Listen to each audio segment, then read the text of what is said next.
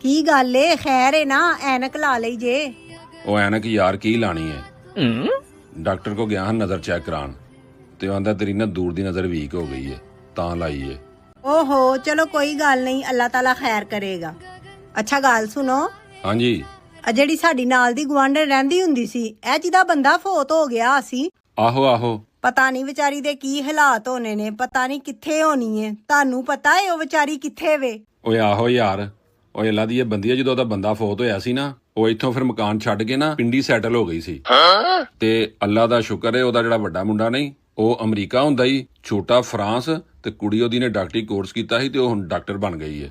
ਅੱਛਾ, ਉਹ 300 ਕਿਲੋਮੀਟਰ ਦੂਰ ਪਿੰਡੀ ਤੁਹਾਨੂੰ ਨਾਲ ਦੀ ਗੁਆਂਢਣ ਦੇ ਹਾਲਾਤ ਨਜ਼ਰ ਆ ਗਏ ਨੇ ਕਿ ਵੱਡਾ ਮੁੰਡਾ ਅਮਰੀਕਾ, ਛੋਟਾ ਫਰਾਂਸ, ਕੁੜੀ ਉਹਦੀ ਡਾਕਟਰ ਬਣ ਗਈ ਹੈ। ਤੇ ਇਹ ਜਿਹੜਾ ਘਰ 'ਚ 2 ਦਿਨ ਹੋ ਗਏ ਨੇ ਆਟਾ ਤੇ ਚੀਨੀ ਖਤਮ ਹੋਈ ਹੈ ਨਾ, ਇਹ ਨਹੀਂ ਨਜ਼ਰ ਆਇਆ ਤੁਹਾਨੂੰ? ਤੁਹਾਡੀ ਨਾ ਦੂਰ ਦੀ ਨਹੀਂ ਨਜ਼ਦੀਕ ਦੀ ਨਜ਼ਰ ਕਮਜ਼ੋਰ ਹੋਈ ਹੈ। ਜਾਓ ਜਾ ਕੇ ਆਟਾ ਤੇ ਚੀਨੀ ਲੈ ਕੇ ਆਓ।